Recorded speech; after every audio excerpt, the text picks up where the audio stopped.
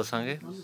साईं अस्सलाम वालेकुम साईं बेखान बियो खैर आ बाबा दुआऊं साईं अल्हम्दुलिल्लाह बियो खैर आहे साईं ख़ुशि आहियो साईं शुक्र अल्हम्दुलिल्लाह रब पाक जी मेहरबानी गुलबेग साईं अॼु अलाह जे ॾींहं में असांखे छा ॿुधाईंदव साईं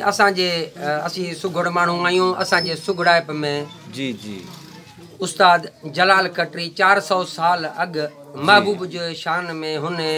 चंड जा 10 नाला ॿुधाया वाह वाह जी जी साईं उस्ताद चयो आहे त पानू पूनू पुनरो चांद चंदूरो चंद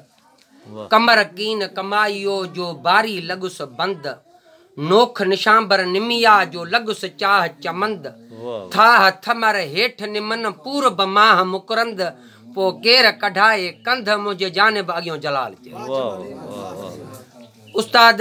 जलाल खत्री महबूब साईं जे हुसन जी असांखे ॻाल्हि ॿुधाई त रोशन थी उहा रात जंहिंमें सपुड़ जाम सिरजियो महबूब साईं जावा मके पाक में त उस्ताद जलाल खत्री चवे थो रोशन थी उहा रात जंहिंमें सपुड़ जाम सिरजियो आयो दाड़ू दीन जो थी हर कंहिं वाई वात त सखी जाम सखावत जी थो ॾे पलट करे पिर भात ॾे थो जुंग जलाल चवे ॾेहन खे ॾत ॾात पो मीर वंडियो मेरा तो उभो सवालियन सॾ करे उस्ताद चयो त फांटीअ मथे फुल सुहन सिर सरदार जे जुंग सामाणे जखरे लथो हैबत हुल सैयद जो तह देस में तोर नाहे तुल अचन दर अजीब जे कीरथ वारा कुल जनी मिल्कियत नाहे मुल तनी के बि जवाहर ॾे पियो जलाल उस्ताद मोहम्मद मलूक अब्बासी सुगड़न जो हिन वक्त सरताज आहे उस्ताद जा गुफ्ता आहिनि जीअं अवी खिपरे मजा असांजा मेहमान थी आयो असां ग़रीबन जे हिन पखड़न में आया आहियो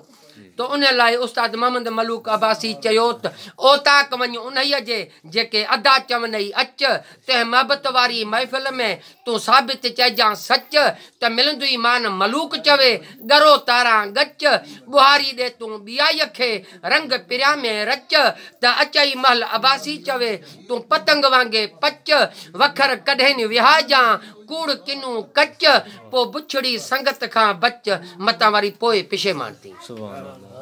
उस्ताद चयो त ओताक वञ उन्हीअ जे जेके आकिल चवनई ईंदो कर ॾोर गुज़ार त ॾाहप वारी तूं ॾिठ पिरोली ॾींदो कर त मणे मिसरियूं मलूक चवे तूं वटण खणी वेंदो कर विराज ॾे संगत खे इहा नेकी बि पाण सां नींदो कर पोइ थधो घड़ो थींदो कर त ओतीन तोखे अदब सां उस्ताद मोहम्मद मलूक जो शागिर्द उस्ताद मोहम्मद लुकमान खोखर ओ हींअर अञा हाल हयात आहे उस्ताद तो उस्ताद वरी चयो त अंगण न वञ उन्हीअ जे जेको सिक मझान यार सॾे मानी खाराए महिमाननि खे पोयां वरी पल पल पीओ पॾे अचण वञण तने खां तूं शौक़ मां ॾे यार छॾे पोइ तन जे यार तॾे लड़ी न वञी सो लुकमान चए चए थो इन वटि न वञ चए थो वरी हिन वटि वञ त अंगण वञ उन्हीअ जे जेको सिक मझा करे सॾ